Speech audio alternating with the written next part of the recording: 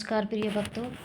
परमेश्वर पार ब्रह्म की व्याख्या किसमें की गई है, कौन से वेद में? यजुर्वेद के अध्याय 40 और मंत्र 8 में आपको ये मिलेगा परमेश्वर की सही व्याख्या।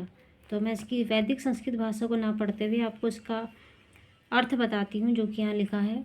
ऐसे ही परमेश्वर ने अपने और अपने किए वेदों के नित्य और स्वतः प्रमाण होने का उपदेश किया है। सो आगे लिखते हैं, ऊपर जो लिखा है वैदिक संस्कृत, उसमें ये जो वर्ड लिखे हैं उनका अर्थ बताया गया है।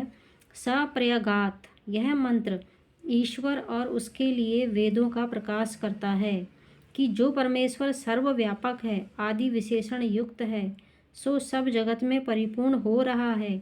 उसकी व्याप्ति से एक परमाणु भी रहित नहीं है, यानी कि वो परमेश्वर हर कण कण में व्याप्त है।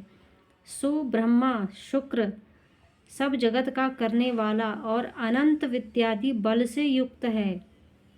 अकायम, अकायम किसे कहते हैं? जो स्थूल, सूक्ष्म और कारण इन तीनों शरीरों के संयोग से भी रहित है, उससे भी परे है, अर्थात वह कभी जन्म नहीं लेता।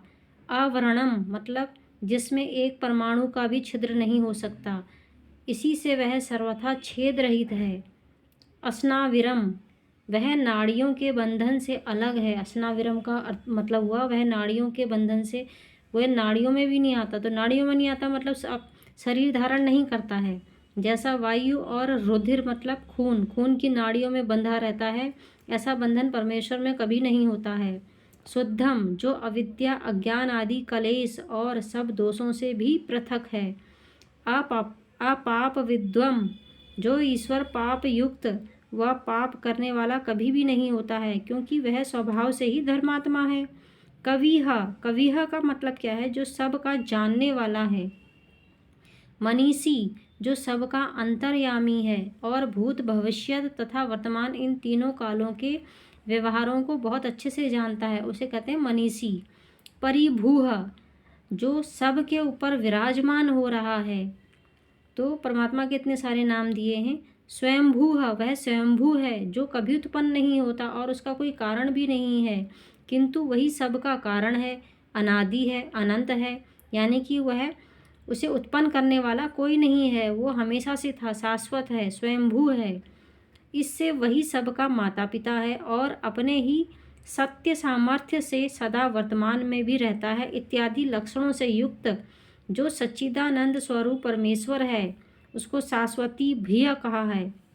उसने सृष्टि की आदि में मतलब शुरू में जब सृष्टि बनी थी, अपनी प्रजा को, जो कि उसके सामर्थ्य में सदा से वर्तमान है, अभी तक है, उसके सब सुखों के लिए सत्य अर्थों का उपदेश किया है। सत्य अर्थों का मतलब वेदों के रूप में उपदेश किया है इसी परमात्मा ने। इसी प्रकार जब जब परमेश्वर सृष्टि को बनाता है, रचता है, तब तब प्रजा के हित के लिए सृष्टि की आदि में मतलब शुरू में सब विद्याओं से युक्त वेदों का भी उपदेश करता है। और जब जब सृष्टि का प्रलय होता है, तब तब वेद उसके ज्ञान में सदा बने रहते हैं, यानी कि वो उसी में समाये रहते हैं। इससे उनको सदैव नित्य मानना चाहिए। नित्य मतलब शाश्वत, जो हमेशा से थे। तो ये परमात्मा की जो व्याख्या है आपको यजुर्वेद के अध्याय 40 और मंत्र 8 में मिलेगी। तो आपसे कोई पूछे कि परमात्मा परब्रह्म परमेश्वर के बारे में कहाँ लिखा है, तो आप बताएं उनको। आशा करती हूँ यह जानकारी आपको अच्छी लगी होगी। सत साहेब, सत साहेब।